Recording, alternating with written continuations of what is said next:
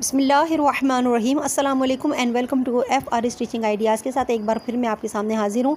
उम्मीद करती हूँ आप लोग भी सब खैरियत से होंगे। आज मैं दुपट्टे में आपको लेस को स्टिच करना सिखाऊंगी, जो बहुत आसान और सिंपल तरीके से मैं आपको इस पर लेस लगाना बताऊँगी, जिसके कॉर्नर बहुत बड़ा इशू करते हैं। कॉर्नर हमसे सही नहीं बैठ पाते हैं। ये चौड़े लेस मैंने ली है और मेरा जो ये दुपट्टा है वो ये मैंने शेफून दुपट्टा लिया है और मैंने ये लेस चौड़ी इसके साथ मैंने अटैच करके लगानी है। जो फैंसी लेस मैंने इसको इस तरह से स्टिच करनी है। ये इस लेस की जो चौड़ाई है वो 3 इंच इसकी चौड़ाई है और जो मैंने इस पर अटैच करना है। तो इस तरह से मैं आपको बताती चलूँ कि मैंने किस तरह से इसको सिलाई करनी है। मेन चीज़ इसके कॉर्नर होते हैं, तो वो कॉर्नर आप ध्यान से देखिएगा कि मैं कॉर्नर किस तरह से इसको बना रही हूँ। जो फिनिशिंग इसके कॉर्नर से ही दुपट्टे में आती है, बाकी आप चारों साइड तो आप इजी हाफ इंच मोड़कर उस पर रखते हुए स्टिच कर लेते हैं। मेन चीज़ इसके कॉर्नर होते हैं। कॉर्नर अक्सर सही नहीं बैठ पाते, तो मैं इजी और सिंपल मेथड से आपको इसे कॉर्नर बनाना सिखाऊंगी। तो मैं अभी सादी स्टिच कर रही हूँ। मैंने कॉर्नर पे इसको रखा, यहाँ पाइपिंग दी हुई होती है कॉर्नर में छोटी हल्की हल्की सी, तो मैंने उसी पाइपिंग पे स्टिच करना है। हाफ इंच में नीचे से अपने दुपट्टे को फोल्ड कर रही हूँ और ये मैंने फ्रंट दुपट्टा ही रखा है। दुपट्टा मेरा सीधा है, लेस भी मेरी सीधी है। इस तरह से हाफ इंच में मोड़ती चली जाऊँगी और इसको लेस की कॉर्नर पे बिल्कुल सिलाई करूँगी, ताकि मेरी सिलाई में भी फिनिशिंग आ सके और सिलाई मेरी नज़र भी ना आए। इस तरह से मैं कॉर्नर पे बिठाते हुए स्टिच कर रही हूँ। फिर मैं इसके कॉर्नर पे आके आपको बताऊँगी कि मैंने इसके कॉर्नर किस तरह से बनाए हैं।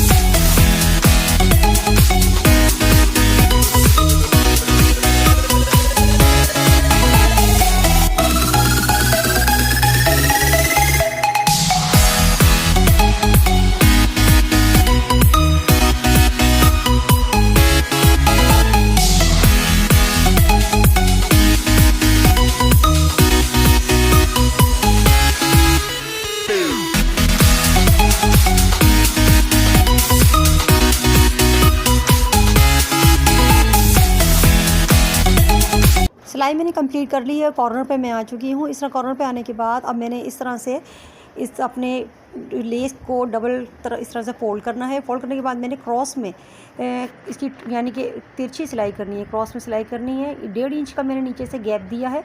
गैप देने के बाद मैंने इसको इस तरह से स्टिच कर लिया है। स्टिच करने के बाद देखें इस तरह से मैंने इसको आर स्टिच किया है। नीचे से मैंने 1.5 इंच का मार्जिन छोड़ा है। अब मैंने इसे कॉर्नर चेक करना है पहले कि मैंने ये कॉर्नर दोनों आपस में सही बैठे हैं या नहीं बैठे। ये चेक करना ज़रूरी है, वरना फिर आपकी लेस ऊपर नीचे हो जाएगी, जिससे आपके दुपट्टे में फिनिशिंग नहीं आएगी। तो इस तरह से पहले मैं चेक कर रही हूँ। इसके बाद मैंने अब इसको कटिंग करनी है। पहले आप चेक कर लें कि आपके कॉर्नर सही बैठे हैं, फिर आपने कटिंग करनी है। पहले से कटिंग ना कीजिएगा, वरना लेस आपकी बर्बाद हो जाएगी। इस तरह से पहले मैंने इसको सेट कर लिया है। सेट करने के बाद इसको चेक भी कर लिया कि वो मेरी फिटिंग सही आ रही है नहीं आ रही, और सारे दोनों कॉर्नर लेस के सही बैठते हैं या नहीं बैठते। इसके बाद फिर मैं इसको स्टिच कर रही हूँ।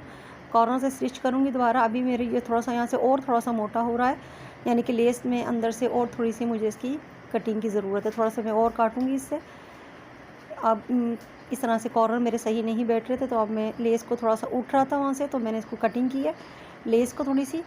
अब कटिंग करने के बाद मैं इसको इसी तरह से हाफ इंच अंदर से फोल्ड करते हुए दुपट्टे को मैं लेस पे स्टिच कर रही हूँ। बिल्कुल कॉर्नर पे स्टिच आपने करना है, ताकि आपके काम में फिनिशिंग और नीटनेस आ सके।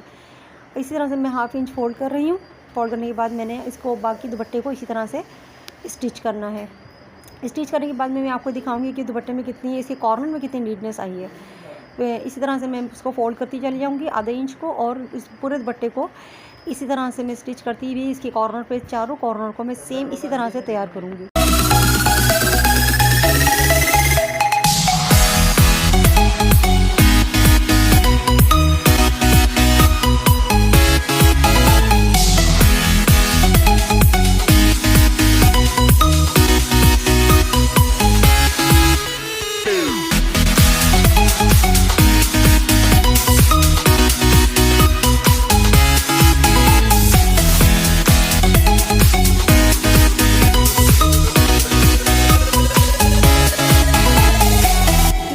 मेरे इसी तरह से जैसे मैंने आपको पहले दिखाया उसी तरह से मैंने तीनों कॉर्नर अपने सेम उसी तरह से तैयार किए हैं। ये लास्ट कॉर्नर जो है जहाँ से मैंने लेस स्टिच करना शुरू किया था वहाँ पे मैंने ख़त्म किस तरह से करना है ये दिखाना पॉइंट बहुत ज़रूरी था, क्योंकि जहाँ से हमने स्टिच करना है वहाँ से ही इसको जब एंड करेंगे तो हमें सेम पूरी स्टिच पहले मैं पूरी सिलाई को कंप्लीट कर लूँगी, पूरी एंड तक इस सिलाई को ले जाऊँगी, लेस को अंदर दबाऊँगी इस तरह से और इस पर पूरी सिलाई मैं कर लूँगी कंप्लीट और फिर इसकी मैं कटिंग करूँगी।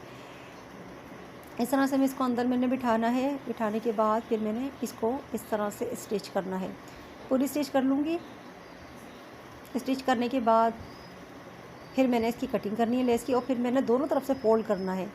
पहले मैं इसको स्टिच करूँगी, फिर मैं इसको इस तरह से मैंने फ़ोल्ड करना है। पहले मैं आपको बता दूँ, इसको पहले मैं कटिंग कर लेती हूँ। इस तरह से मैंने कटिंग कर ली है। अब मैंने इसको अच्छी तरह से अंदर की तरफ से फ़ोल्ड करना है दोनों। आप चाहे तो दोनों कर लें, मगर मैं सिर्फ ऊपर का हिस्सा जो फ़ोल्ड करके इसको मैं पॉइंट टू पॉइंट यानी कि दोनों लेस की जो कॉर्नर हैं वो मैंने सेम एग्जैक्ट बिठाने हैं। इसको मैं प्रेस भी करूँगी, प्रेस करके अच्छी तरह से बिठाऊँगी। जो और नीचे जितनी लेस मेरी एक्स्ट्रा बची हुई है, जो बहुत ज़्यादा मोटा मोटापन आ जाएगा तो वो अच्छा नहीं लगता, तो मैं एक्स्ट्रा लेस को अंदर से मैं कटिंग कर लूँगी। इस तरह से दोनों कॉर्नर मैंने बिठाने हैं, सेम बिठा कर प्रेस करके मैं इसको अच्छी तरह से बिठा कर फिर मैंने अंदर की इस लेस को कटिंग करना है। उसको प्रेस करना ज़रूरी है आखिरी वाले हिस्से को, क्योंकि प्रेस करने से ये अच्छी तरह से इसके कॉर्नर बैठ जाएंगे तो इसमें नीटनेस आ सकेगी। इस तरह से मैंने प्रेस कर लिया है दोनों कॉर्नर। देखें, आपको नीटनेस आपको नज़र आ रही होगी।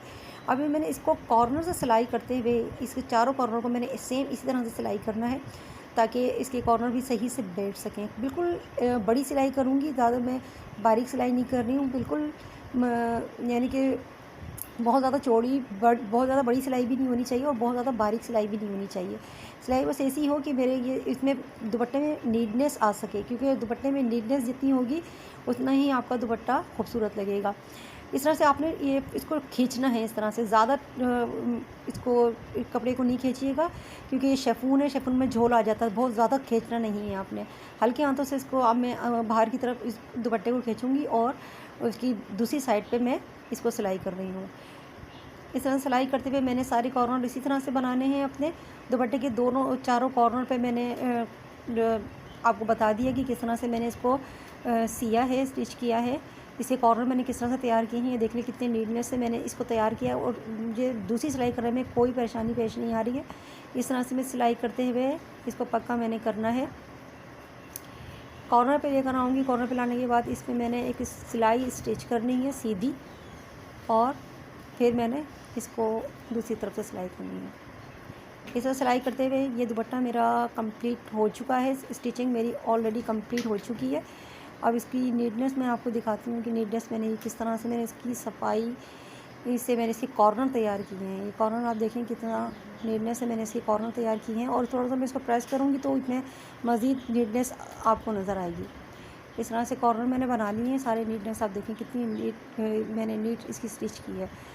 सारे कॉर्नर मैंने इसी तरह तैयार किए हैं और दुपट्टे के पीछे बैक साइड पे देख लें कोई झोल नहीं है और सेम धागे से मैंने इसको स्टिच किया तो इसलिए इसके धागा भी इसका नज़र नहीं आ रहा है। वीडियो मेरी पसंद आए तो चैनल को लाइक शेयर एंड सब्सक्राइब करना ना भूलिएगा ताकि मेरी अगली आने वाली वीडियो की नोटिफिकेशन आपको बर वक्त मिल सके।